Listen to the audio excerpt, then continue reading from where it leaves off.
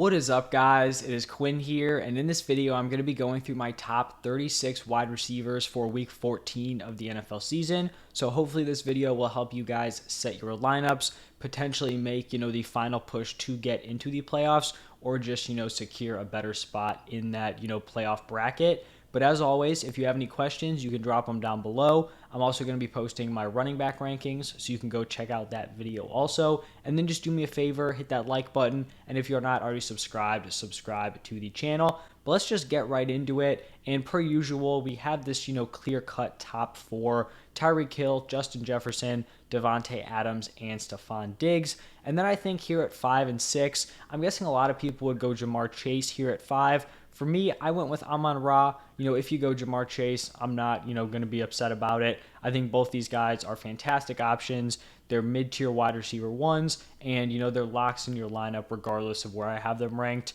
At 7, I have A.J. Brown going up against the Giants, coming off of a massive game, a revenge game against the Titans.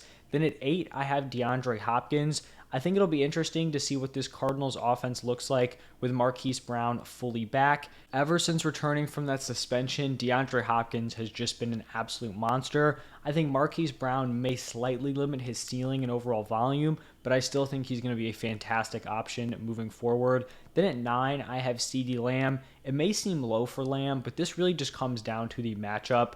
I'm just not super confident the Cowboys are going to have a ton of passing volume in this game. I think we're going to see massive games from Tony Pollard. I think we're going to see a massive game from Zeke. And so it's totally possible that Lamb also gets his, but I wouldn't be expecting, Dak to go out, throw for 300 yards. So I think it could be a quieter day out of CeeDee Lamb. Then at 10, I have Jalen Waddle. I like the matchup here against the Chargers, continuing to, trust Waddle. Obviously coming off of a down game, but he was in and out of the lineup with injury. I'm not panicking on Waddle here. At 11, I have T. Higgins.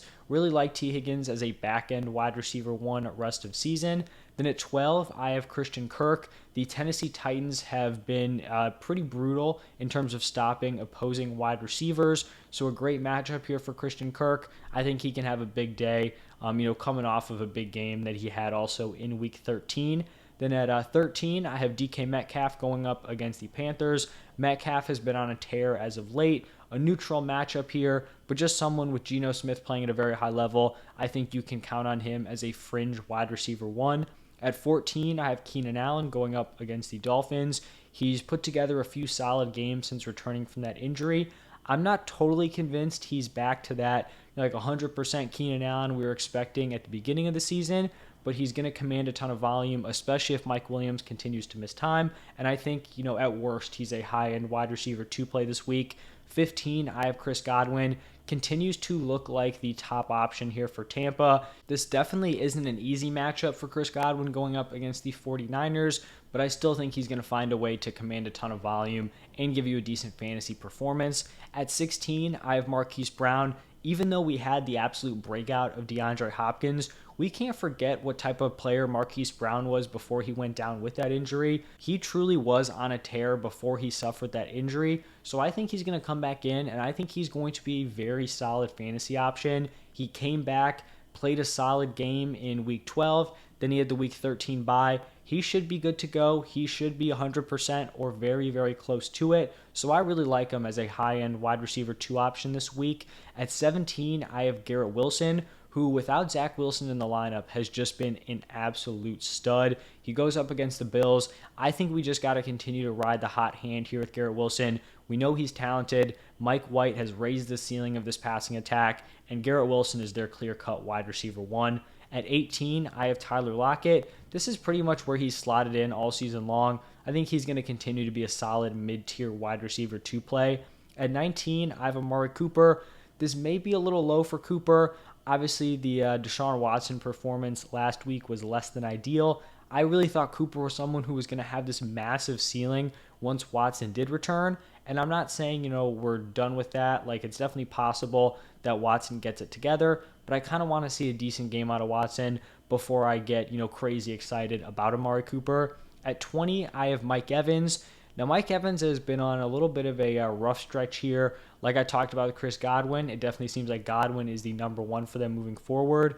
But it kind of seems like Evans is always going to be due for one of those, 6 receptions, 120 yards, 2 touchdowns. It's always possible he runs into that one, here against the 49ers. Obviously, I'm not banking on that, but Mike Evans always has that in his arsenal. So I don't think this is a spot where Mike Evans all of a sudden forgot how to play football. I think he's going to have to improve rest of season. So he's definitely not the fringe wide receiver 1 that he was a few weeks ago, but I still think you can play him as a solid wide receiver 2. At 21, I have Devonta Smith, who has been a very, very strong option ever since Dallas Goedert went down. I think we continue to fire him up as a very strong play. 22, I have Deebo Samuel. I think the quarterback change is not ideal for Deebo. Not a great matchup here against the Buccaneers. So for me, he's going to be a back-end wide receiver 2. 23, I have Josh Palmer. This is going to be assuming that Mike Williams does not play in this game. With Williams out and Palmer as the wide receiver 2, he's just been getting funneled targets, so I love him as a wide receiver 2 option. And then to finish up the wide receiver 2s, I have DJ Moore here going up against the Seahawks. We saw him in his one game with Sam Darnold put together a great performance. I don't want to overreact to that one game, but I do think he's, a fringe top 24 guy this week. Now going into the wide receiver 3s, starting it off here with Brandon Ayuk. A lot of the same points I made with Deebo applies here to Brandon Ayuk. Not a great matchup. Brock Purdy at quarterback is likely not going to be great for fantasy, but we know Brandon Ayuk is, plenty talented, and Kyle Shanahan always finds ways to get these guys the ball in open space, allowing them to make big plays. I feel like after Ayuk, there's a pretty significant drop-off at the wide receiver position. At 26, I went with Juju. I still have some concerns with Juju because he really hasn't had a bounce-back game since coming back from that concussion. He goes up against the Broncos, so I don't really love him as a play this week, but I think, with 6 teams on bye, some uncertain options behind him, I guess he's a high-end wide receiver 3. At 27, I have Jacoby Myers. He's definitely been, scuffling as of late, but I still think he's going to be a solid option rest of season. 28, I have the Giants wide receiver 1, Darius Slayton, who continues to put up solid production. Not an ideal matchup here against the Eagles, but I think this is a fair spot for Slayton to be slotted in here. 29, I have Gabe Davis. He's been disappointing. He goes up against the Jets. I say the same thing every week. He can go off for 30 points. He can also go out there and get you 3 or 4 points. It's just kind of the Gabe Davis experience, and you just have to evaluate, whether or not you want to deal with that in your lineup. 30 and 31, I have back-to-back Broncos wide receivers, Jerry Jeudy and Courtland Sutton. These could shake up depending on the injury news we get with these guys rest of the week, because obviously if one is out, it definitely is a big upgrade to the other one, because when you have 2 solid, capable wide receivers in an offense that is very poor, they're kind of just going to cut into each other's workload. They're able to see more volume if one or the other is out. Then at 32, I have Donovan Peoples-Jones. Kind of a similar story here to Amari Cooper. I'd like Donovan Peoples-Jones a lot more if Deshaun Watson played at a high level. We'll see if he can, take a step up and play this week. 33, I have Adam Thielen. I like the matchup here against the Lions. Back-end wide receiver 3 play for Thielen. At 34, I have Zay Jones. Great matchup here against the Titans. I know he flopped last week when he kind of got this opportunity to be a fringe play. I think he can have a bounce-back game this week.